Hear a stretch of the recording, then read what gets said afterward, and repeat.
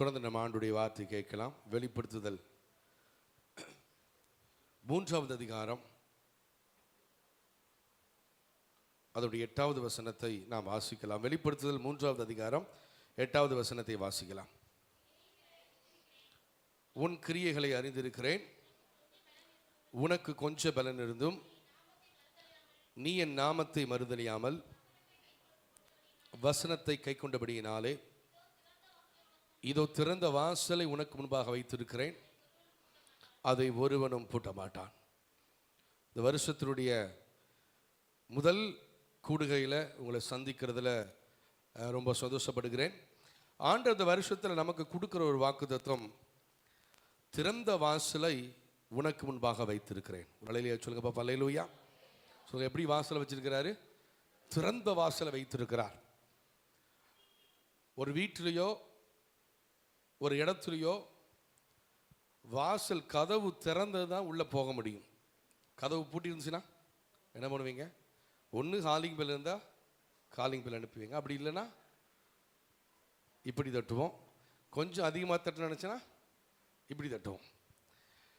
வீடு திறந்துச்சுன்னா என்ன செஞ்சிருவோம்? கடன் உள்ள வரைக்கும் என்ன செஞ்சிருவோம்? போயிடுவோம். அப்போ ஒரு நம்முடைய வாழ்க்கையில் ஏதாவது ஒரு காரியங்கள் அடைத்து பூட்டி இருக்கும் என்று சொன்னால் நாம் அதை தாண்டி அடுத்த நிலைமைக்கு நம்ம செல்ல முடியாது. அதனால் இந்த வருஷம் ஆண்டவர் நமக்கு சொல்லுகிற ஒரு காரியம், இதுவரைக்கும் பூட்டப்பட்ட வாசல்களை கர்த்தர் நமக்காக ஒரு திறந்த வாசலை உண்டு பண்ணுகிறார். அல்லேலூயா. கரங்களை வைத்து சொல்லுங்க, அல்லேலூயா. திறந்த வாசலை உனக்கு முன்பாக வைத்திருக்கிறேன், அதை யாரும் நினைச்சாலும் பூட்ட முடியாது. ஆமென். ஆண்டவர் நமக்கு என்று சொல்லி ஒரு வாசலை அவர் திறந்திருக்கிறார் என்று சொன்னால் அதை எந்த மனுஷனும் நினைச்ச பூட்ட முடியாது. ஆண்டவர் பூட்டினதை எந்த மனுஷனும் திறக்க முடியாது. கொஞ்சம் பக்கத்தில் கையை பிடிச்சு சொல்லுங்க, உங்களுக்காக ஆண்டவர் ஒரு வாசலை திறந்திருக்கிறார், அதை யாரு நினைச்சாலும் பூட்ட முடியாது. அல்லேலூயா. நல்ல கையை வைத்து ஒரு அலையிலேயே சொல்லுங்க பாப்பா, அல்லேலூயா. நான் சொல்றேன், நிச்சயமா இந்த வருஷத்துல புதிய புதிய வாசல்களை கர்த்தர் நமக்கு திறக்க போகிறார். தொடர்ந்து நம்ம வார்த்தைகளை ஒரு 4 காரியத்தை ஆண்டவர், இந்த வார்த்தை எல்லாமே நீங்க இது வரைக்கும் ஒரு கோணத்தில் இந்த வார்த்தையை கேட்டிருப்பீங்க. நான் விசுவாசிக்கிறேன், இன்றைக்கு இன்னொரு கோணத்தில் ஆண்டவர் இந்த வார்த்தை கொண்டு பேசுவார் என்று சொல்லி நான் விசுவாசிக்கிறேன். இது எல்லாமே இந்த நாள் நான் பிரசங்கம் பண்ணுகிற எல்லா காரியங்களும் தீர்க்கதரிசனமாக இந்த வருஷங்களில் நடக்கிற ஒரு காரியம். அதை தான் செய்தியாக உங்களோட நான் செய்ய போகிறேன். ஆண்டவர் நமக்கு திறந்த வாசலை கொடுக்கிறார். முதல் காரியம் என்ன திறந்த வாசலை கொடுக்கிறார் என்று சொல்லி சில காரியங்களை தியானிக்கலாம். அப்போஸ்தலர் 14ஆம் அதிகாரம் 27ஆம் வசனத்தை வாசிக்கலாம். அப்போஸ்தலர் 14ஆம் அதிகாரம் 27வது வசனம். அவர்கள் அங்கே சேர்ந்த பொழுது சபையை கூடி வரச் செய்து தேவன் தங்களை கொண்டு செய்தவைகளையும் அவர் புறஜாதிகளுக்கு விசுவாசத்தின் கதவை திறந்ததையும் அறிவித்து அங்கே சீசருடனே கூட அநேக நாள் சஞ்சரித்தார்கள். இங்கே சொல்லப்பட்டிருக்கிறது, புறஜாதிகளுக்கு விசுவாசத்தின் கதவை ஆண்டவர் திறந்தார். அல்லேலூயா. புறஜாதிகளுக்கு இந்த ஆண்டு கர்த்தர் ஒரு ரட்சிப்பின் கதவை திறக்க போகிறார். கரங்களை வைத்து நல்லா சத்தமா சொல்லுங்க, அல்லேலூயா. இந்த ஆண்டில் அநேக ஆண்டவரை அறியாத பிள்ளைகள் அறிய போறாங்க, அநேகர் ஆண்டவரை விசுவாசிக்க போறாங்க. ஏன்னா அப்படிப்பட்ட ஒரு வாசலை ஆண்டவர் திறக்கிறார். வேதம் சொல்லுகிறது, கல்லான இருதயத்தை சதையாய் மாற்றுகிறவர். நம்ம சொல்லுவோம், இது வரைக்கும் எப்படி இருக்கான்? கல்லு மாதிரி இருக்கான். எப்படி இருக்கான்? பிள்ளைகளை பார்த்து சொல்லுவோம், விசேஷமா கணவரை பார்த்து சொல்லுவோம். சொல்லுவீங்களா, சொல்ல மாட்டீங்களா? கல்லு மாதிரி இருக்காரு பாருங்க. கொண்டிருந்தான் அவனை பவுல் உற்று பார்த்து ரட்சிப்புக்கு ஏற்ற விசுவாசம் அவனுக்கு உண்டென்று கண்டு நீ எழுந்து காலூன்றி நிமிர்ந்து என்று ஒருத்த சத்தோடு சொன்னான். உடனே அவன் குதித்து எழுந்து நடந்தான். அல்லேலூயா. நடக்க முடியாதவன், அவன் பிறந்தது முதல் சப்பானியா இருந்து நடக்க முடியாத ஒரு நபர் தேவனுடைய வார்த்தையை கேட்டுக்கொண்டிருக்கிறான். இப்போ பவுல் உத்து பார்க்கிறான், இவனுக்குள்ள விசுவாசம் இருக்கா இல்லையா? இப்போ இங்கெல்லாம் நீங்கள் ஒரு 40-50 பேர் இருக்கிறீங்க இந்த இடத்துல. உங்களை கொஞ்சம் நான் கூர்ந்து கவனிச்சுன்னா எனக்கு தெரியும், நீங்கள் கேட்குறீங்களா, கேட்காம போதா, அல்லது நீங்கள் விசுவாசிக்கிறீங்களா அல்லது விசுவாசிக்காம போதா அப்படிங்கிறது நிச்சயமா பிரசங்கம் என்ற ஆளுக்கு தெரியும். ஒரு ஆமேன்னு சொல்லுங்க பார்ப்போம். அல்லேலூயா. நிச்சயமா தெரியும். அதனால தான் பவுல் உற்று பார்க்குறான். அவன் ரொம்ப ஆர்வமாக கவனிக்கான். அவன் சப்பானி நடக்க முடியாது, ஆர்வமாக கவனிக்கான். பவுல் பார்க்குறான், இவனுக்கு ஏதோ விசுவாசம் கண்ணில் தெரியுது. சொல்லுவாங்க எங்கள் கண்ணில் ஏதோ ஒளி தெரியுது சொல்லுவாங்க, கேள்விப்பட்டிருக்கீங்க, பார்த்துருக்கீங்களா? கண்ணில் ஒளி தெரியுது. கருப்பாக இருந்தாலும் எப்படியா இருக்கான்? கலையாக இருக்கான். கருப்பாக இருந்தாலும் கலையாக இருக்கான். அப்படிலாம் நம்ம சொல்லுவோம். அதே போல இது ஒரு வெளிப்பாடு. இவனுக்கு கண்ணு தெரியுது, பார்க்குறான். அவனுக்குள்ள ஏதோ ஒரு விசுவாசத்துடைய வார்த்தை அவனுக்குள்ள கிரியை செய்கிறத பார்க்குறான். அவனை உற்று பார்த்து ரட்சிப்புக்கு ஏற்ற விசுவாசம் விசுவாசிக்கிறான். இவனுக்குள்ள ஒரு அந்த வசனத்தை கேட்டவனே இவனுக்குள்ள விசுவாசம் வருது. இந்த ஆண்டவராக இயேசு என்னையும் எழுப்ப முடியும்ங்கிற விசுவாசம் எனக்குள்ள வருகிறது. அதை பவுல் பார்த்து அவன் கையை பிடிச்சு தூக்கி விடுகிறான். இயேசுவின் நாமத்தினால எழுந்து நட. அவன் எழுந்து நிமிர்ந்து குதித்தான் என்று சொல்லி வேதம் சொல்கிறது. இதை பார்த்த உடனே அந்த பட்டணத்தில் இருக்கிற புறஜாதியார் எல்லாரும் ஆண்டவரை அவர்கள் ஏற்றுக்கொள்கிறார்கள். அல்லேலூயா. கரங்களை வைத்து சொல்லுங்க அல்லேலூயா. அதனால தான் இந்த சம்பவத்தில் சொல்லுகிறார், புறஜாதிகளுக்கு விசுவாசத்தின் கதவை திறந்ததையும் அவன் அறிவித்தான் என்று சொல்லி இங்க பவுல் மற்ற சீசருடனே கூட அந்த காரியங்களை அவன் சொல்லுகிறான். அப்ப இந்த ஆண்டு நல்லா புரிஞ்சுக்கங்க, ரட்சிப்பின் ஆண்டு. ஜனங்கள் ரட்சிக்கப்படும்படியான ஒரு பெரிய வாசலை கர்த்தர் நமக்காக திறந்திருக்கிறார். கரங்களை தட்டி தேவனுடைய நாமத்தில் நல்ல கரங்களை தட்டி மகிமைப்படுத்தலாம். அதே போல 13வது அதிகாரம் 48ஆம் வசனம் 49ஆம் வசனத்தை வாசிங்க. புறஜாதியார் அதை கேட்டு சந்தோஷப்பட்டு கர்த்தருடைய வசனத்தை மகிமைப்படுத்தினார்கள். நித்திய ஜீவனுக்கு நியமிக்கப்பட்டவர்கள் எவர்களோ அவர்கள் விசுவாசித்தார்கள். கர்த்தருடைய வசனம் தேசமெங்கும் பரவிற்று. அல்லேலூயா. சொல்லுங்க கர்த்தருடைய வசனம். சொல்லுங்க சத்தமா, கையை வைத்து சொல்லுங்க எல்லாரும், கையை வைத்து. கர்த்தருடைய வசனம் இந்த ஆண்டுல இந்தியா தேசம் முழுவதும் பரவுகிறது. நல்ல சத்தமா ஒரு அழிலே சொல்லுங்க பாப்போம். அல்லேலூயா. இதை நம்ம பார்க்க போறோம். கூட்டமாய் ஜனங்கள் ரட்சிக்கப்படுகிறதை இந்த ஆண்டு நம்ம பார்க்க போகிறோம். ஆமென். அது நம்ம கண்களுக்கு தெரியப்படுகிறது. இங்க தான் சொல்லுகிறது, அந்த தேசம் முழுவதும் தேவனுடைய வசனம் பரம்பிட்டு அங்கு இருக்கிற தேசத்தில் இருக்கிற புறஜாதிகள் ஆண்டவரை ஏற்றுக்கொண்டார்கள். அந்த புறஜாதிகள் ஆண்டவரை விசுவாசித்தார்கள் என்று சொல்லி இந்த இடத்துல நம்ம நினைச்சுக்கிறோம், வசனத்தை கவனிக்கிறோம்.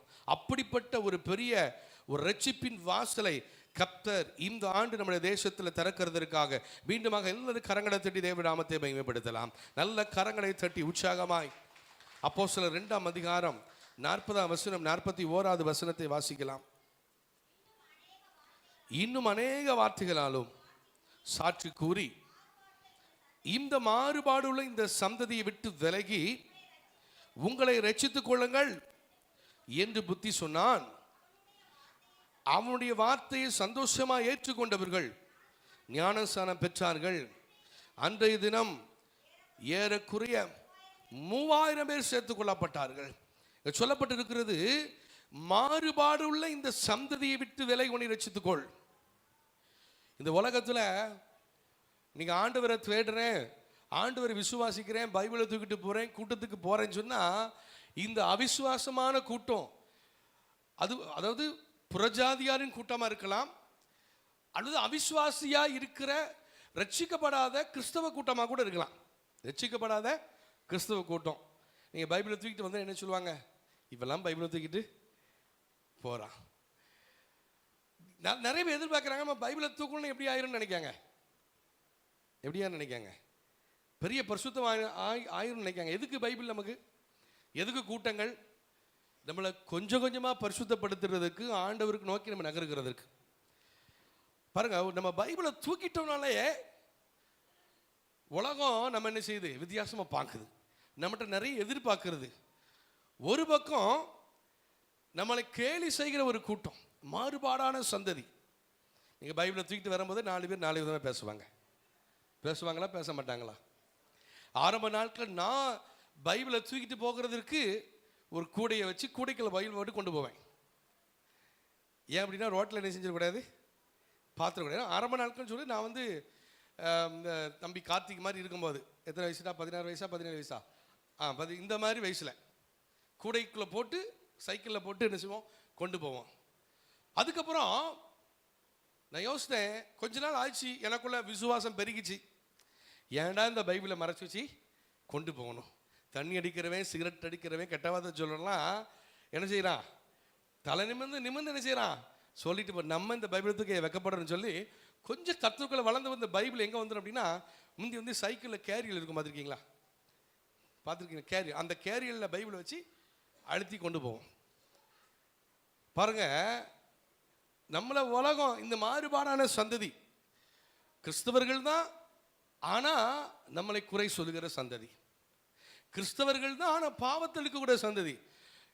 இந்த மாதிரி ஆட்களுக்கு அந்த மாறுபாடான சந்ததியை விட்டு என்ன சொல்றாரு பாருங்க, விலகி உங்களை ரட்சித்துக் கொள்ளுங்கள். ஒரு அல்லேலூயா சொல்லுங்க பார்ப்போம். கொஞ்சம் பக்கத்தில் கையை பிடிச்சு சொல்லுங்க, விலகி உங்களை ரட்சித்துக் கொள்ளுங்க. நான் முதல்ல சொன்னேன், புறஜாதிகளுக்கு ரட்சிப்பின் வாசல்களை ஆண்டவர் திறந்து இருக்கிறார். ஆண்டவரை அறியாதவர்கள் இந்த வருஷத்துல ஆண்டவரே என்னை ரட்சியும், என்னை விடுதலையாக்கும் என்று சொன்னால் உடனடியாக ஆண்டவர் அவர்களை வந்து ரட்சிக்கிறார். அப்படிப்பட்ட ஒரு பெரிய வாசலை ஆண்டவர் திறந்திருக்கிறார் என்று சொல்லி நான் முதலாவதாக சொன்னேன். இப்போ நம்ம பார்க்கிற ஒரு காரியம், கிறிஸ்தவர்களா இருந்து சபைக்கு போகிறவர்கள் அவரை குறித்து சொல்றாரு, மாறுபாடான சந்ததியை விட்டு விலகி உன்னை ரட்சித்துக்கொள்ள. அல்லேலூயா. எப்பவுமே கர்த்தர், நான் சொன்ன ஏற்கனவே, நம்மளை அப்படியே கொஞ்சம் விளக்குவார். சொல்லுங்க பார்ப்போம், விளக்குவார். தவறான காரியங்களை நோக்கி போய்கொண்டிருக்கிற நபர்களை விட்டு நம்மளை விளக்குவார். பழைய காலத்தில் சொல்லுவோம், உன் நண்பனை சொல்லு, உன்னை யார் சொல்றேன், உன் நண்பனை சொல்லு, உன்னை யார் சொல்றேன், சொல்லுவோமா? நிச்சயமா சொல்லுவாங்க. 4 பேர் தண்ணி இருக்கிற குரூப்பு கூட சேர்ந்திருந்தா நமக்கு ஒரு பெரிய முத்திரையை குத்தி விட்டுருவாங்க. பழைய காலத்தில் அப்படிதான் சொல்லுவாங்க. வாசல் யார் மூலமாய் திறக்கப்படுகிறது? மத்தேயு 28ஆம் அதிகாரத்தில்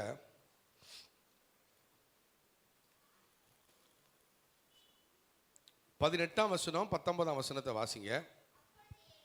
அப்பொழுது இயேசு சமீபத்தில் வந்து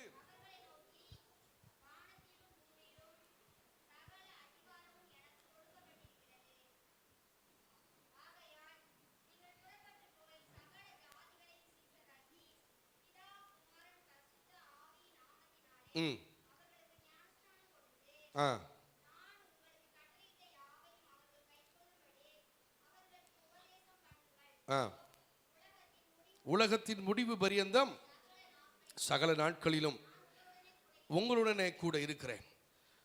இந்த ரட்சிப்பின் வாசல் திறந்திருக்கிறது. ஆனால் நம்ம செய்ய வேண்டிய காரியம் என்ன தெரியுமா? ஆண்டவர் சொல்றார் 18ஆம் வசனத்தில், வானத்திலும் பூமியிலையும் சகல அதிகாரம் எனக்கு கொடுக்கப்பட்டிருக்கிறது. அல்லேலூயா. ஆண்டவர்கிட்ட சகல அதிகாரம் கொடுக்கப்பட்டிருக்கிறது. வானத்தில், இந்த பூமியில சகல அதிகாரமும் அவருடைய கரத்தில் கொடுக்கப்பட்டிருக்கிறது. ஆகையால் அந்த அதிகாரம் என் கையில் இருக்கிறதுனால என் பிள்ளைகளாகிய நீங்கள் புறப்பட்டு போய் சகல ஜனங்களையும் சீஷராக்கி ஞானஸ்தானம் கொடுங்க. ஒரு அல்லேலூயா சொல்லுங்க பாப்பா. அல்லேலூயா. இப்ப நமக்கு அந்த அதிகாரத்தை கொடுக்கிறார். அது அதிகாரம் அப்படிங்கிறது சாவி. அதிகாரம் என்னது? பெண்களுக்கு தெரியும். வீட்டு சாவி உங்க கையில் தான் இருக்கா, அல்லது மாமியார் கையில் இருக்கா, அல்லது கணவர் கையில் இருக்கா? சாவி, அந்த சாவிக்கு ரொம்ப முக்கியம். அப்போ சாவிங்கிறது அதிகாரம். ஒரு வீட்டு சாவியாக இருக்கலாம், அது பீரோ சாவியாக இருக்கலாம், அல்லது நகைப்பொட்டியாக இருக்கலாம். என்ன, நகைப்பொட்டி செல் கையில் இருக்குன்னு நினைக்கிறேன். இப்படி எந்த ஒரு அதிகாரமாக இருந்தாலும் சரி, உங்கள் கையில் இருந்துச்சுன்னா அது அந்த சாவி இருந்தால் அதிகாரம். இப்போ ஆண்டவர் சொல்றாரு, இந்த வானத்தில் பூமியில் எல்லா அதிகாரத்தையும் உனக்கு கொடுத்துட்டேன், எல்லா அதிகாரத்தையும் உனக்கு நான் கொடுத்துட்டேன். ஆகையால், அதான் பாருங்க, ஆகையால் நீங்கள் என்ன செய்யுங்க, புறப்பட்டு போங்க. அதிகாரம் என் கையில் இருக்கிறதுனால நீங்கள் புறப்பட்டு போய் சீஷராக்கி ஞானஸ்நானம் கொடுங்கள். ஹல்லேலூயா, ஹல்லேலூயா. உபதேசம் பண்ணுங்கள். ராமேன்னு சொல்லுங்க பார்ப்போம். உபதேசம். இதுவரைக்கும் ரொம்ப கஷ்டப்பட்டுருப்போம். நம்ம ஒரு ஆத்துமாவை ரட்சிப்புகளை நடத்துறதுக்கு வாங்க வாங்க பல முறை பேசியிருப்போம். இதுவரைக்கும் நடந்திருக்காது. இனி சும்மா பேசுங்க, ஜனங்கள் ரட்சிக்கப்படுவார்கள். சும்மா பேசுங்க, அவன் ஆண்டவரை ஏற்றுக்கொள்வதற்கு ரெடி நிச்சயமா இந்த உலகத்தில் வந்து நிச்சயமா தேவனுக்காக தன்னை ஒப்பு கொடுக்கறதுக்கு ஆயத்தமாக இருப்பான். அப்போ ஒன்று, ஆண்டவர் திறந்த வாசல் வைத்திருந்தாலும் அந்த சாவி யார் கையில் கொடுத்துருக்காரு? உங்கள் கையில் தான் கொடுத்துருக்காரு. நம்ம கையில் கொடுத்துருக்காரு. அல்லேலூயா. பக்கத்தில் சொல்லுங்க, சாவி உங்கள் கையில் இருக்கு. துறக்க போறீங்களா பூட்ட போறீங்களா? நீ நிறைய பேர் நினைக்கிறேன், நானே ஏதாவது கிடைக்குமா இந்த வருஷத்தில் ஏதாவது 2 வார்த்தை தீர்க்கதரிசனமா, மகனே வீடு கட்டுவாய், மகளே இடத்தை வாங்குவாய், மகளே உனக்கு 2 பவுன் கிடைக்கும் அப்படின்னு ஏதாவது சொல்லுவீங்கன்னு சொல்லி வந்தா சாவியை கையில் கொடுத்து திறக்கணும்னு சொல்றீங்களே அப்படின்னு சொல்றீங்க. நான் பின்னாடி இந்த காரியங்களுக்கு வாரேன். முதல் காரியம், மிக முக்கியமான காரியம், நான் அதை முதலே சொல்லிட்டேன். இன்னைக்கு கொடுக்க போகிற இந்த வார்த்தைகள் எல்லாம் தீர்க்க தரிசனமாய் வருகிற வார்த்தைகள். இந்த ஆண்டில் ரட்சிப்பின் வாசலை திறக்கிறாரு. அந்த சாவி உங்கள் கையில் கொடுத்துருக்கிறாரு. நீங்கள் திறந்தா திறக்கும், நீங்கள் பூட்டினா பூட்டும். நீங்கள் என்ன செய்ய போகிறீங்க? எத்தனை பேர் திறக்க போகிறீங்க? திறக்க போகிறீங்க சத்தமாக ரயிலியா சொல்லுங்க பார்ப்போம். பரவாயில்ல, இவ்வளோ பேர் திறந்தா போதும், சாயபுரமே ரசிக்கப்பட்டுரும். பார்ப்போம் வர்ற வருஷத்தில் சாயபுரத்தில் எப்படிப்பட்ட ரட்சிப்பு இருக்குன்னு சொல்லி நம்ம பார்க்க போகிறோம். ஆமே, நான் விசுவாசிக்கிறேன். நீங்கள் செய்வீங்கன்னு சொல்லி என்ன செய்கிறேன்? விசுவாசிக்கிறேன். முதல்ல ரட்சிப்பின் வாசல், அதை ஆண்டவர் நமக்கு திறந்து கொடுக்கிறார்.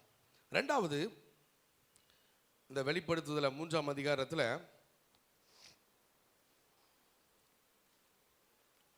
9ஆம் வசனத்தை வாசிங்க.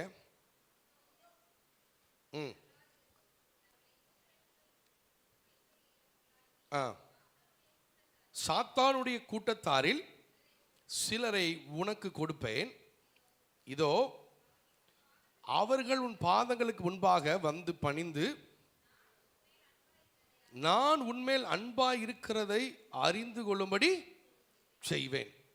ஆண்டவர் சொல்றாரு, பொய் சொல்லுகிறவர்களாகிய சாத்தானுடைய கூட்டத்தாரில் சிலரை உனக்கு கொடுப்பேன். கொஞ்சம் பக்கத்தில் சொல்லுங்க, பொய் சொல்ற, கையை பிடிச்சி சொல்லுங்க, பொய் சொல்ற, கை பிடிச்சிருக்க, பொய் சொல்ற சாத்தான் கூட்டத்தை இந்த வருஷம் உங்களுக்கு தரப்போறாரு. இப்படி பசங்க கேட்டிருக்கீங்களா எங்கேயாவது? ஆனால் ஆண்டவர் வார்த்தை அதான் சொல்லுது. சொல்லுங்க, பொய் சொல்லுகிற சாத்தானுடைய கூட்டத்தை உங்ககிட்ட ஆண்டவர் கொடுக்குறாரு. ஒரு ஆமீன் சொல்லுங்க பார்ப்போம். எதுக்கு கொடுக்குறாரு? உங்க மேல இருக்கிற தேவ அன்பை புரிஞ்சுக்கொள்ளுங்க. ஆமீன். அது மாத்திரமல்ல, உன் பாதங்களுக்கு முன்பாக வந்து பணிந்து. அப்படின்னா பணிந்து அப்படின்னா, இதுவரைக்கும் அந்த கூட்டம், பொய் சொல்ற கூட்டம், சாத்தானுடைய கூட்டம், அப்படி நம்மளை வந்து தலை குனிய பண்ணியிருக்கோம். இதுவரைக்கும் அந்த கூட்டத்திற்கு முன்பதாக நம்மளாம் தலை குனிஞ்சு போயிருப்போம் சில காரியங்கள்ல. ஆனால் இந்த ஆண்டு ஆண்டவர் சொல்றாரு, அந்த கூட்டம் ஓ முன்னாடி தலை குனியும் என்று சொல்கிறார். அல்லேலூயா. ஓ மேல வைத்திருக்கிற தேவ அன்பை அவர்கள் புரிந்து கொள்வார்கள். அப்போ உங்களை நோக்கி ஒரு தலை குனிதுனா நீங்க எப்படி ஆயிட்டீங்க அர்த்தம்? நீங்க உங்க தலை உயர்த்தப்பட்டதுன்னு சொல்லி அர்த்தம். கரெக்ட் தானே? உங்களை நோக்கி ஒருத்தர் குனிறாங்க அப்படின்னா உங்க தலை உயர்த்தப்பட்டதுன்னு சொல்லி அர்த்தம். இப்போ நான் வந்து நிறைய இடங்களுக்கு ஊழியத்து போவேன். அப்போ சில இடங்களில் பார்த்தீங்கன்னா போனோடனே யாரும் கண்டுக்கிட மாட்டாங்க. ஏதோ வந்திருக்கு ஒரு ஆள், எனக்கு யாரும் கொடுத்துட்டு போகிறாரு. நான் எப்போ போனாலுமே, கொஞ்சம் வெளியே ஊழியத்துக்கு போனாலுமே கொஞ்சம் நல்லா டிப்டாப்பாக ஷூலாம் போட்டுட்டு தான் போகிறது உண்டு. எதுக்கு மரியாதை கொடுக்கணும் இல்லையோ, முதல்ல என்ன செய்யணும்? என் சைஸுக்கு மரியாதை கொடுக்கணும். என்ன செய்யணும்? ஆமாம், நான் கிட்டத்தட்ட 18-19 வயசுலேருந்தே பிரசங்கத்துக்கு பண்ண போகிறேன். எனக்கு என்னை நடத்துகிற ஒருத்தர் சொன்னார், தம்பி நீ சின்ன வயசுல ஊழியம் பண்ணுற, அதனால் உனக்கு இவ்வளோ பெரிய உடம்பு இருக்குது, நல்லது தான் அப்படி சொல்லி சொன்னார். நான் உண்மையாக பார்த்துருக்கிறேன். ஒரு தம்பி சொன்னான், ஒரு இடத்துக்கு நான் ஊழியத்துக்கு அனுப்பிடும்போது சொன்ன அந்த தம்பி, என்ன அந்த ஊரில் மதிக்கவே மாட்டிக்காங்கண்ணே யாரோன்னு சொன்னான். என்னடா சொல்கிற, என்னையெல்லாம் நல்லா தானே மதிச்சாங்க, இல்லை நீங்கள் ஹைட் அண்ட் வெயிட். அது அந்த நாளில் 2ஆம் ரதத்தில் ஏற்றி இவனை போக வச்சு எல்லாரும் இவனுக்கு முன்பாக பணியும் தெண்டனிட்டு பணியும்படியா குனிந்து பணியும்படியாய் அங்கே ஒரு பெரிய உத்தரவு பிறப்பிக்கப்படுகிறது. பாருங்க, இது வரைக்கும் எப்படி இருந்தான்? சிறைச்சாலையில் கை கட்டிட்டு இருந்திருப்பான். சிறைச்சாலையில் எப்படி நடத்துவாங்க? நல்லாவா நடத்துவாங்க? நல்லா மரியாதையாக கூடுவாங்க? இல்லை. ஆனால் ஆண்டவருடைய வேலை வந்தது. இங்கே யோசேப்புடைய வாழ்க்கையை தலைகீழாய் உயர்த்துகிறத பார்க்குறோம். அங்கே இருக்கிற எல்லாரும் அவனை பணிந்து கொள்கிற ஒரு காரியத்தை பார்க்குறோம். அது மாத்திரமல்ல, 43ஆம் அதிகாரம் 26ஆம் வசனத்தை வாசிங்க.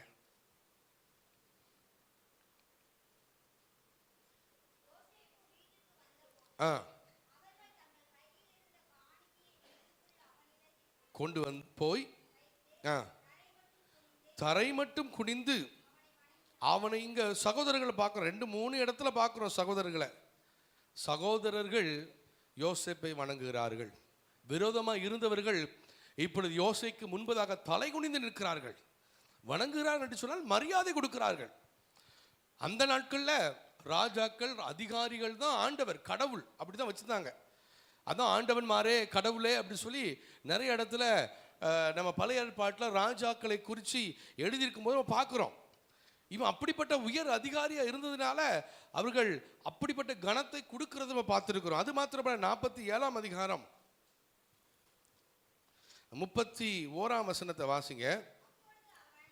அப்பொழுது அவன் எனக்கு ஆணையிட்டு கொடு என்றான். அவனுக்கு ஆணையிட்டு கொடுத்தான்.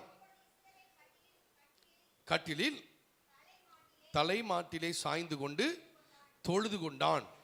இங்க பார்க்கிறோம், யாக்கோபு யோசேப்புடைய தகப்பன். அவன் மரணம் அடைவதற்கு முன்பதாக யோசேப்பை கூப்பிட்டு சொல்றான், என் மேல் உனக்கு தயவு உண்டானால். பாருங்க, அப்பா யாக்கோபு அவனே சொல்றான், என் மேல உனக்கு வந்து தயவு இருந்துச்சுன்னா ஆணையிட்டு கொடு. எகிப்தில் அடக்கம் பண்ணாதப்பா, என்னை எங்க கொண்டு அடக்கம் பண்ணு, கானான் தேசத்தில் கொண்டு அடக்கம் பண்ணு என்று சொல்லி அவன்கிட்ட ரொம்ப தயவா கேட்கிறான்.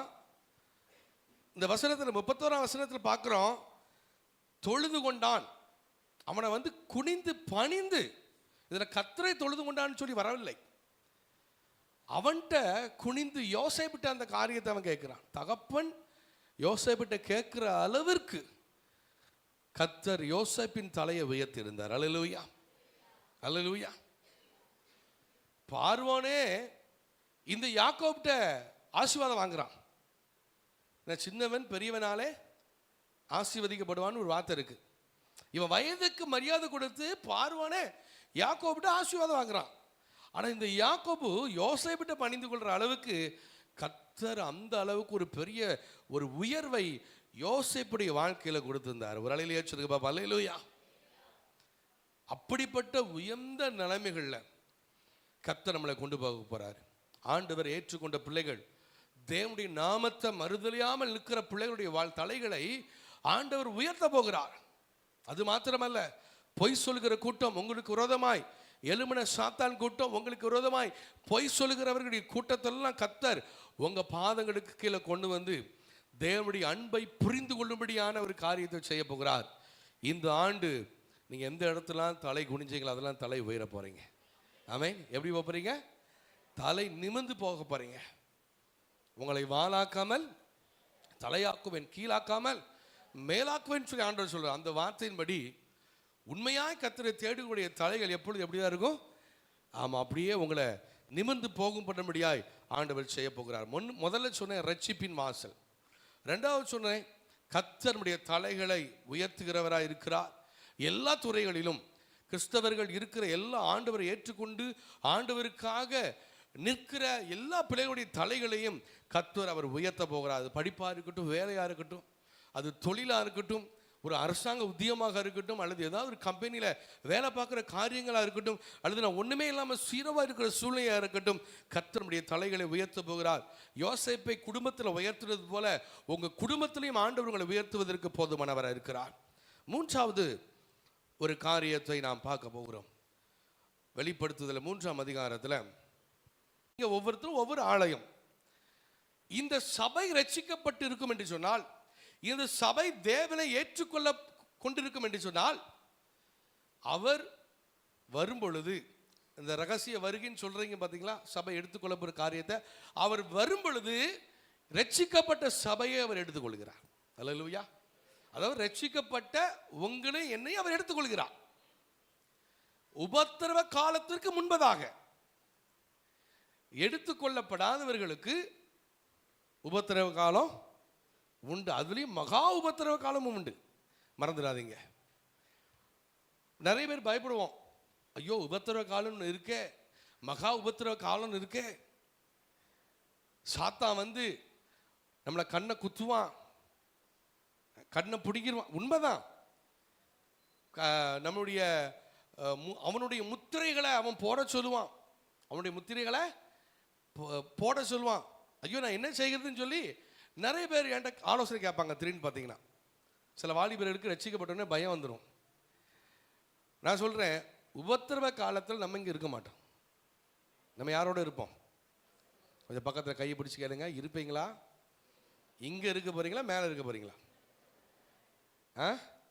மேலே தானே இருக்கோம். நம்ம இதுக்கும் மேலே போகணும். இதுக்கும் என்ன செய்யும்? மேலே நம்ம போகணும். அப்போ உபத்திரவ காலம் ரெண்டு விதம். ஒன்று, இந்த தேவன் சபையை எடுத்துக்கொள்ளப்பட்ட பிறகு இருக்கிற உபத்திரவ காலம். அதுக்கு நம்ம ரட்சிக்கப்பட்டிருந்தா போதும், நம்ம தப்பிச்சிட்டோம். ஒரு ஆமீன் சொல்லுங்க பார்ப்போம். ரெண்டாவது, இந்த உலகத்தில் உபத்திரவம், சின்ன சின்ன உபத்திரவம். இந்த பெரிய உபத்திரவம் வர முன்பதாக சின்ன சின்ன உபத்திரவங்கள் நமக்கு உண்டு, சின்ன சின்ன சோதனைகள் நமக்கு உண்டு. இந்த சோதனை காலத்தில் நீங்களும் நானும் தப்பிக்கும்படியான ஒரு வாசலை ஆண்டவர் வைத்திருக்கிறார். அல்லேலூயா. உண்மையில சொன்ன நீங்களாம் தப்பிச்சு தான் இருக்கீங்க. கொரோனாவுக்கு தப்பிச்சு இருக்கீங்களா இல்லையா? பக்கத்தில் சொல்லுங்க, நீங்களாம் கொஞ்சம் கையை பிடிச்சி சொல்லுங்க, கொரோனாவுக்கு தப்பிச்சிட்டீங்க. யாரும் சாப்பாடு இல்லாமல் இருந்தீங்களா? கொரோனாவுக்கு இருந்தீங்களா? இல்லை, தப்பிச்சிட்டோம். அது ஒரு சோதனை காலம் தான், வெளியே போக முடியாது. சாப்பாடு வாங்க, எத்தனை பேர் சாப்பாடு கிடைக்காம கஷ்டப்பட்டாங்க. அதுல கர்த்தர் நம்மளை தப்பித்துக் கொள்ளும்படியான கிருபைகளை ஆண்டவர் தந்தார். அல்லேலூயா. நம்முடைய ஒவ்வொரு வாழ்க்கையிலையும் நம்ம ஒவ்வொரு நாளும் சோதனை கடந்து தான் போறோம். ஒவ்வொரு நாளும் ஒவ்வொரு சோதனை, ஒவ்வொரு பாடு. இன்னைக்கு சிங்கம்னா நாளைக்கு புலி, நாளை கழிச்சு காண்டாம இருக்கும், அதுக்கு அடுத்த நாள் எலி. இப்படி நமக்கு ஒவ்வொரு நாளும் ஒவ்வொரு பிரச்சனை வந்துட்டு தான் இருக்கும். பிரச்சனை இல்லாத மனுஷன் யாரும் இருக்கீங்களா? யாராவது இருக்கீங்களா? இல்லை, ஒவ்வொரு நாளும் ஒவ்வொரு பிரச்சனை. அப்படி பிரச்சனையே இல்லைனாலும் எல்லாருக்கும் ஒரு பிரச்சனை இருக்கும். என்ன பிரச்சனை? பண பிரச்சனை. எல்லாருக்கும் என்ன பிரச்சனை இருக்கும்? பண பிரச்சனை இருக்கும். எத்தனை லட்சம் வாங்கினாலும் பணம் கணிச்சு போதாது. பணம் நிச்சயமாக போதாது. அப்போ ஒவ்வொரு நாளுக்குரிய தேவைகள், ஏதோ ஒரு சோதனைகள், ஒரு பிரச்சனைகள், நம்ம அதை தாண்டி போயிட்டு இருக்கிறோம். ஆனால் வேதம் நமக்கு தெளிவாக சொல்லுது, ஆண்டவர் நம்மளை பொல்லாங்கினால் சோதிக்கிறவர் அல்ல. ஆமென். ஆண்டவர் நமக்கு கொடுக்குற சோதனை நம்ம பொன்னாக விளங்கும்படியான சோதனை தான். நம்மளை நல்ல சுத்தமான நபராக வெளியே கொண்டு வந்து காமிக்கிறதுக்கு தான் சோதனை. ஒன்று, நம்ம வந்து பொல்லாங்கங்கிறது பிசாசான நம்ம சோதிக்கிற ஒரு காரியம். ரெண்டாவது பார்த்தீங்கன்னா, நம்மளே இச்சையில் இழுக்கப்பட்டு, சுய இச்சையில் இழுக்கப்பட்டு சிக்குண்டு சோதிக்கப்படுகிற காரியம். தானா போய் விழுந்து மாட்டிக்கிட்டு அப்படிப்பட்ட நபர்களையும் நான் பார்த்துருக்கிறேன். கடைசியில் வெளியே வர முடியாத சூழ்நிலை. அப்போ அப்படிப்பட்ட சோதனை இருக்கிறது, பிசாசு சோதிக்கிற சோதனை இருக்கிறது, ஆண்டவர் சோதிக்கிற சோதனை. அந்த டெஸ்ட்டு நமக்கு நன்மையை உண்டாக்கும். அல்லேலூயா. நமக்கு எப்படி உண்டாக்கும்? அது நன்மையை தான் தரும், அது தீமையை தராது. அப்போ இந்த உலகத்தில் எத்தனையோ சோதனைகள், பிரச்சனைகள், போராட்டங்கள், வாக்குவாதங்கள், சண்டைகள், காய்ச்சல், வைரஸு எவ்வளோ பரவுது உலகத்தில். ஆனால் அதுக்கெல்லாம் இது வரைக்கும் நம்மை தப்பிச்சு ஆண்டவர் நடத்தி இருக்கிறார். அல்லேலூயா. தப்பிச்சு என்ன செஞ்சுக்கிறாரு? ஆண்டவர் கொண்டு வந்திருக்கிறார். நமக்கு ஒரு வாசலை காமிக்கிறாரு, நமக்கு ஒரு தீர்வை காமிக்கிறாரு. ஆனால் ஆண்டவரை அறியாதவங்களுக்கு அது என்ன செய்யலை, கொடுக்கப்படலை. நிறைய பேர் பாருங்க, ஆண்டவர் அறியாம பிசாசுடைய போராட்டத்தினால செத்து போன எத்தனை பேர் இருக்கிறாங்க. நானே பார்த்துருக்கிறேன். இங்கே ஜோமனை வந்தவங்களையும் நான் பார்த்துருக்கிறேன். எவ்வளவோ சொன்னேன், கடைசியில் நீங்கள் வாங்க, தொடர்ந்து வாங்க, உங்களுக்கு வேற போராட்டம். கடைசியில் உடலை பிசாசு உங்களை என்ன செஞ்சுட்டான், கொண்டு போயிட்டாங்க. நான் எவ்வளோ பிரயாசப்பட்டோம். இப்படி நிறைய சில நபர்கள் நான் பார்த்துருக்கிறேன். கொஞ்சம் கேட்டு ஆண்டவர்களை வந்தவர்களுடைய ஜீவன் பாதுகாக்கப்பட்டிருக்கிறது. நம்ம நினைக்கிறோம் இந்த உலகத்தில் நம்ம சாதாரணமாக வாழ்ந்து கொண்டு இருக்கிறோம்னு நினைக்கிறோம். நான் ஒவ்வொரு இடத்துக்கு போகும்போது பிசாசின் போராட்டத்தில் பிடியிலப்பட்ட எத்தனை பேரை பார்த்துருக்கிறேன். ஏன்னா அவன் ஜீவனை எடுக்கிற வரைக்கும் விட மாட்டான். நீங்கள் பார்த்துருப்பீங்க, தீயில தள்ளணும் அதில் தள்ளலாம் சொல்லி நம்மளை எங்கெல்லாமோ தள்ளிவிடணும்னு நினச்சி கொண்டு இருப்பான். நிறைய பேர் வந்து சுகத்தை பெற்றுக்கொண்டு நான் பார்த்துருக்கிறேன். அல்லேலூயா. ஏன்னா ஆண்டவரை ஏற்றுக்கொண்ட பிறகு அது அவர்களுடைய தூர போய் அவர்களை ஒன்றும் செய்யாமல் விட்டு போனதை பார்த்துருக்கிறேன். ஆண்டவரை ஏற்றுக்கொள்ளாமல் மரித்து போனவர்களையும் பார்த்துருக்கிறேன். ஆஸ்பத்திரியில் பார்த்தா ஏதோ வியாதின்னு காமிக்கும். ஒரு டைம் பார்த்தா ஒன்றை காமிக்கும், இன்னொரு டைம் பார்த்தா இன்னொன்று காமிக்கும். ஆனால் ஆண்டவர் அந்த சோதனை, நமக்கு இப்படிப்பட்ட சோதனை இருக்கும்போது நம்ம ஆண்டவரை தேடி பிடிச்சு கொண்டுட்டோம், ஆண்டவரை ஏற்றுக்கொண்டுட்டோம். இப்போ நம்ம எப்படி இருக்கோம், எப்படி இருக்கோம்? நம்ம நல்லா இருக்கும். ஒரு ஆமீன் சொல்லுங்கப்பா. அல்லேலூயா. அப்போ இந்த வழி நிறைய பேருக்கு கிடைக்கல. ஆனால் நமக்கு தப்பித்து கொள்கிற வழியை ஆண்டவர் வச்சிருக்கிறார். அதான் 1 கொரிந்தியர் 10:13 வாசிங்க. 1 கொரிந்தியர் 10:13. மனுஷருக்கு நேரிடுகிற சோதனை அல்லாமல் வேறே சோதனை உங்களுக்கு நேரிடவில்லை. தேவன் உண்மையுள்ளவர் இருக்கிறார். திராணிக்கு மேலாக நீங்கள் சோதிக்கப்படுகிறதற்கு அவர் இடம் கொடாமல் சோதனையை தாங்கத்தக்கதாக சோதனையோடு கூட அதற்கு தப்பித்துக் கொள்ளும்படியான போக்கையும் உண்டாக்குவார். வழியை, எதை போக்குனா வழி சொல்லுங்க பார்ப்போம், சத்தமா சொல்லுங்க. வழியை உண்டாக்குவார். 3 காரியம் சொல்லப்பட்டிருக்கிறது. திராணிக்கு மேல சோதிக்க மாட்டார். நமக்கு ஒரு திராணி உண்டு பார்த்தீங்களா, அதுக்கு மேல சோதிக்க மாட்டார். 2வது சொல்லப்பட்டிருக்குது, தாங்கக்கூடிய அந்த பலனையும் தந்திருப்பார். அதான் சொல்றேன், திராணிக்கு மேலேயும் சோதிக்க மாட்டாரு, அந்த சோதனையை தாங்கி கொள்ளும்படியான அந்த கிருபையும் உங்களுக்கு தந்திருப்பாரு. 3வதா சோதனையோடு கூட தப்பித்து கொள்கிற வழியும் கர்த்தர் உங்களுக்கு வச்சிருக்கிறார். அல்லேலூயா. அதனால இன்னைக்கு நம்ம ஜீவனோடு இருக்கிறோம். கடந்த ஆண்டில் பாருங்க, நமக்கு எத்தனை சோதனை வந்துச்சு, எத்தனை போராட்டம் அது நம்முடைய வாழ்க்கையில், குடும்பத்தில், பிள்ளைகளுடைய வாழ்க்கையில் போராட்டம், பிரச்சனை, கடன், தலைக்கு மேலே நின்ன காரியங்கள் எவ்வளவோ இருந்துச்சு. ஆனாலும் அதுக்கெல்லாம் தப்பிச்சு இந்த 2026 வருஷத்தில் வந்திருக்கீங்க. அல்லேலூயா. ஏன்னா நமக்கு ஒரு வழியை தந்திருக்கிறார் ஆண்டவர். அல்லேலூயா. என்ன வழி? தப்பித்து கொள்கிற வழியை ஆண்டவர் நமக்கு தந்திருக்கிறார். அதனால இன்னைக்கு நம்ம 2026 நல்ல இந்த இடத்துல உட்காந்து நம்ம ஆண்டவரை ஆராய்த்து கொண்டு இருக்கிறோம். அல்லேலூயா. பாருங்க, அதுக்கப்புறம் அடுத்த வசனத்தில் பாருங்க, 14ஆம் வசனத்தை சொல்லப்பட்டிருக்கிறது. ஆகையால், வாசிங்க. ஆகையால் எனக்கு பிரியமானவர்களே, விக்கிரக ஆராதனைக்கு விலகி ஓடுங்கள். அதனால தேவனுக்கு பிரியமில்லாத காரியத்தை விட்டு என்ன செய், விலகி ஓடுங்க. விக்கிரக ஆராதனை, அதாவது நம்ம நினைக்கிறோம் விக்கிரகத்தை மட்டும்தான், ஒரு விக்கிரகத்தை வணங்குறது மட்டும்தான் விக்கிரக ஆராதனை நம்ம சொல்லி நினைக்கிறோம். தேவனுக்கு மேலாக எதை உயர்த்தினாலும் அது விக்கிரக ஆராதனை தான். ஆமென். தேவனுக்கு மேலே எதை நீங்கள் உயர்த்தி வச்சாலும் சரி, உங்கள் அம்மாவையோ அல்லது ஒரு ஊழியக்காரரையோ யாரையோ, கடவுளுக்கு மேலாக நீங்கள் எதை உயர்த்துறீங்களோ அதுவே விக்கிரக ஆராதனை தான். ஒரு உங்களையே கடவுளுக்கு மேலாக உயர்த்தலாம், அதுவும் விக்கிரக ஆராதனை தான். அல்லேலூயா சொல்லுங்க பாப்போம். அல்லேலூயா. இதை சிம்பிளா சொல்ல போனா அதிகமான பெருமையை ஒரு விக்கிரக ஆராதனை நான் சொல்லுவேன். அதிகமான பெருமை. இந்த பார்த்துங்க, நான் உண்டாக்கின மகாபெரிய முடிஞ்சு. அடுத்த செகண்ட் எங்கே போயிட்டான்? எங்கே போயாச்சு ஆளு? மாடு மாடு மாடு கூட சேர்ந்து புழுமையை போயிட்டான்.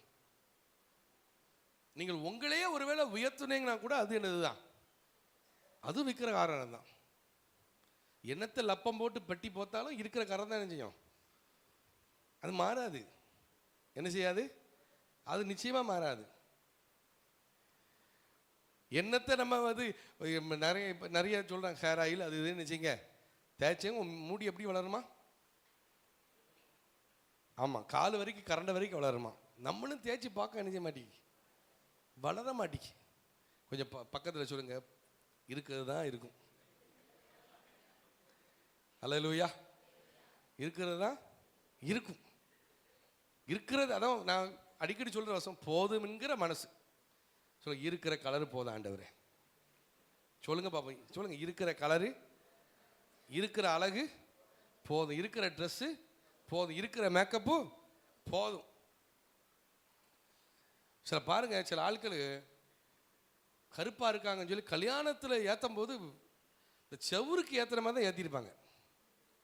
செவுருக்கு ஏற்றுற மாதிரி தான் ஏற்றிருப்பாங்க. யாருன்னே தெரியாது. கல்யாண பொண்ணு கீழே இருக்கிறதுக்கு நல்லா இருந்திருக்கும், மேலே ஏறின பிறகு வேற கல்யாணத்துக்கு வந்துட்டோமான்னு பார்க்குற அளவுக்கு கொடுமையாக இருக்கும். அப்படி இருக்கிற சூழ்நிலையும் பார்க்குறோம். அது நம்மளை வந்து ரொம்ப அதிர்ச்சியக்கூடாது.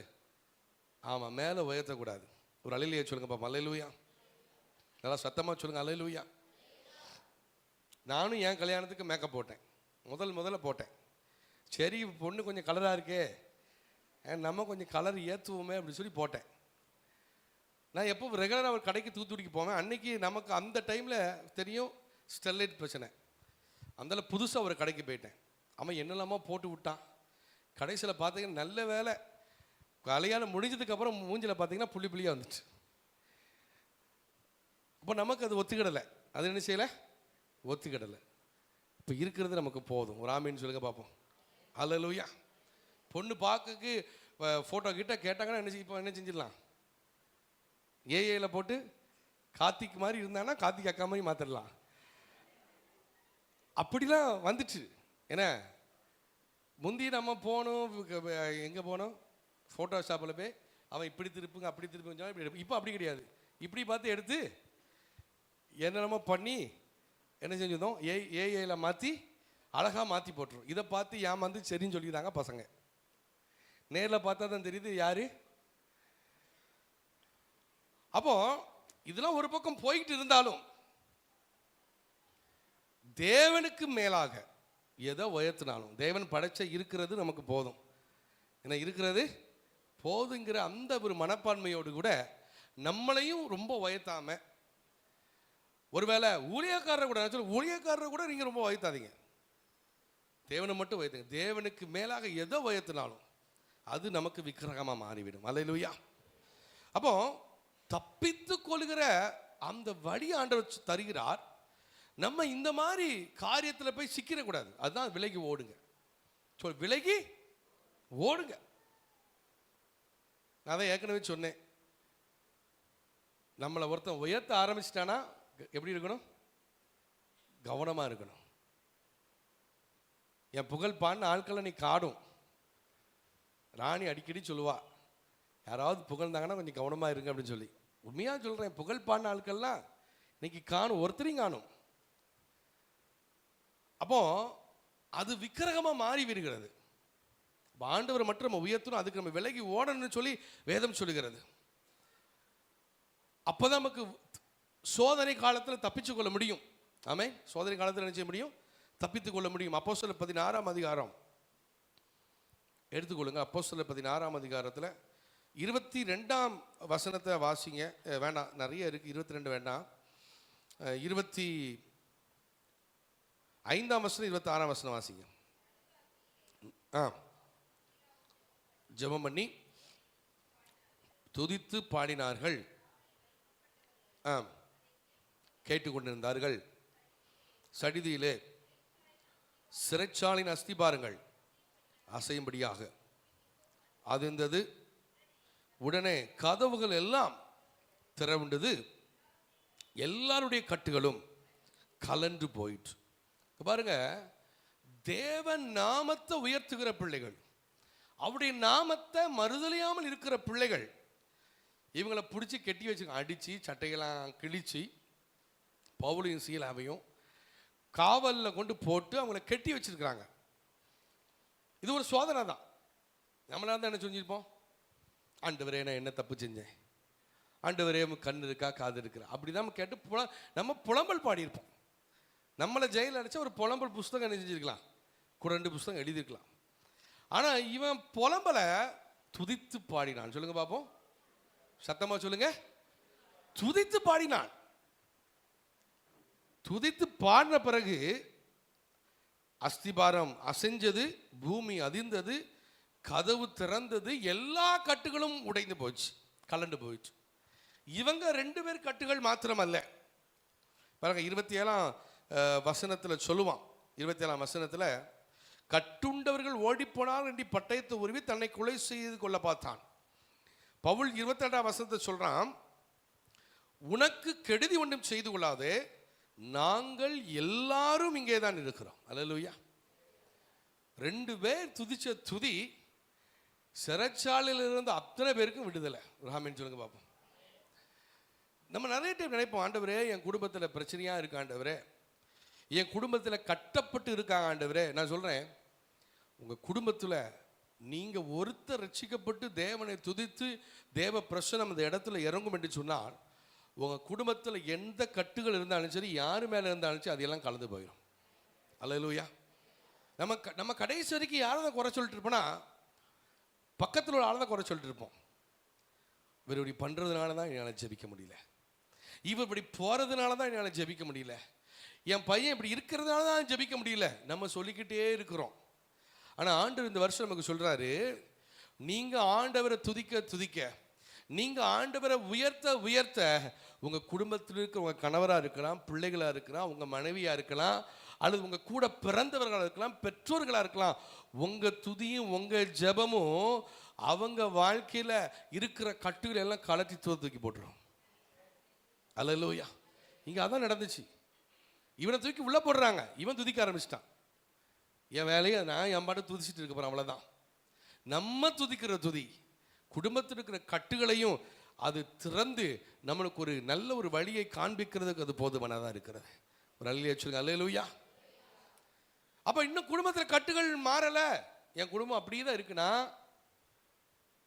பக்கத்தில் இப்போ சொல்லுங்க, கையை பிடிச்சி, உங்கள் ஜெபம், உங்கள் வேத வாசிப்பு, உங்கள் துதி போதாது. சொல்லுங்க, போதாது. உண்மைதானே? இப்போ நம்ம யாரை குறை சொல்லிட்டு இருக்கோம்? மற்ற வீட்டில் உள்ள ஆள் இவர் மட்டும் ஒழுங்காக இருந்தார்னா நான் எப்படி போயிருப்பேன், உயரத்துக்கு போயிருப்பேன். நம்ம பழிய போடுறதில் நம்மளே மாதிரி, அதுவும் நம்ம தமிழ்நாட்டு ஆட்களை அடிக்க முடியாது. என்ன, அடுத்த ஆள் மேலே போட்டு போயிடும். ஆனால் ஒரு ஆள் துதிக்கிற ஆள் வீட்டுக்குள்ளே இருந்தால் போதும். ரட்சிக்கப்பட்ட ஒருத்தர், அபிஷேகம் பண்ணப்பட்ட ஒருத்தர், உங்கள் துதி உங்கள் ஜெபம் வீட்டில் இருக்க கட்டை என்ன செய்யும்? உடைச்சி வெளியே தள்ளிடும். ஆமென். அப்படி ஆண்டவர் நமக்கு வாசல்களை திறக்கிறதுக்கு போதுமானவர். கடைசியாய் ஒரு காரியத்தை பற்றி சொல்லி நம்ம ஜெபிக்கலாம். வெளிப்படுத்தல் 3ஆம் அதிகாரத்தில் 12ஆம் வசனத்தை வாசிங்க. வெளிப்படுத்தல் 3:12, ஜெயம் கொள்ளுகிறவன் இவனோ, தேவனுடைய ஆலயத்தில் தூணாக்குவேன், அது நின்று அவன் ஒரு காலம் நீங்குவதில்லை, தேவனுடைய நாமத்தையும் வருகிற புதிய எருசலேம் ஆகிய தேவனுடைய நகரத்தின் நாமத்தையும் புது நாமத்தையும் அவன் மேல் எழுதுவேன். அதாவது ஆண்டவர் புதிய புதிய காரியங்கள் நம்முடைய வாழ்க்கையில் எழுதி வச்சிருக்கிறார். அல்லேலூயா.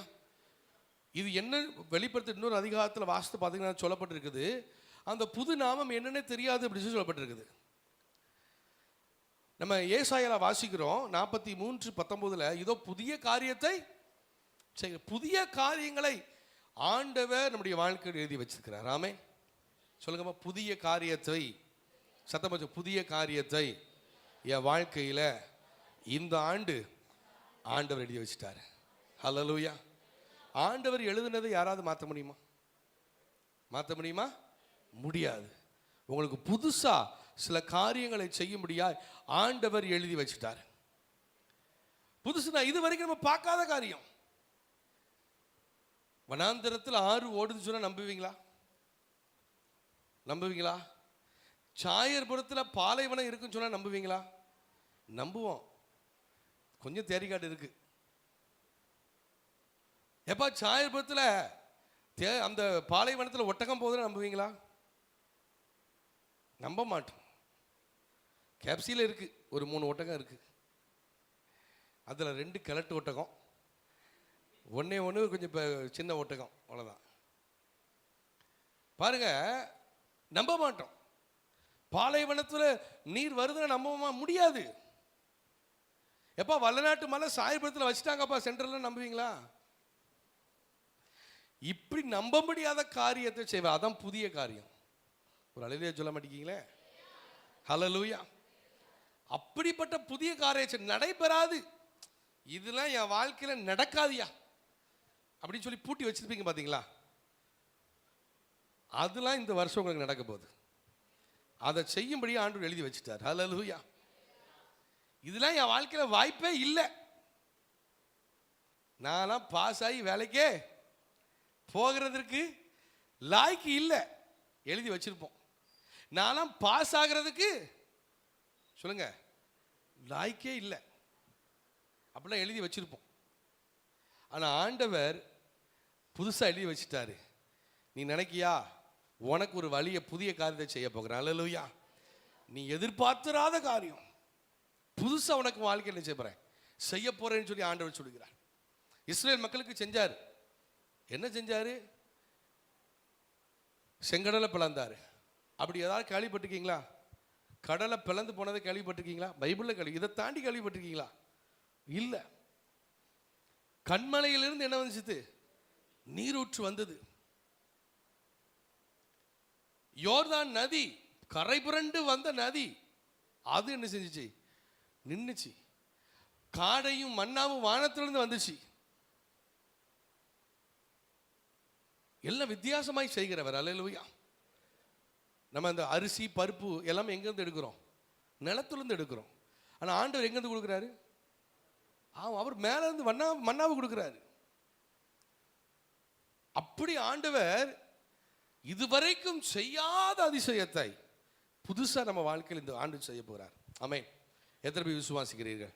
அல்லேலூயா. இது யாருக்கு செய்கிறார் ஆண்டவர்? கொஞ்ச பலன் இருந்தும் என் நாமத்தை மறுதலியாமல் என் வசனத்தின்படி வாழ்கிற கர்த்தருடைய தேவ பிள்ளைகளுக்கு இப்படிப்பட்ட காரியத்தை அவர் செய்கிறார். அல்லேலூயா. முதல்ல சொன்ன ரட்சிப்பின் வாசல் ஆண்டவர் திறக்கிறார். ரெண்டாவது சொன்ன எல்லா காரியத்திலையும் தேவ பிள்ளைகளை உயர்த்த போகிறார். மூன்றாவது சொன்ன சோதனையில தப்பிச்சு கொள்ளும் வழிகளை கர்த்தர் நமக்கு தரப்போகிறார். கடைசி சொன்ன புதிய புதிய காரியங்களை ஆண்டவர் நம்முடைய வாழ்க்கையை செய்ய போகிறார்.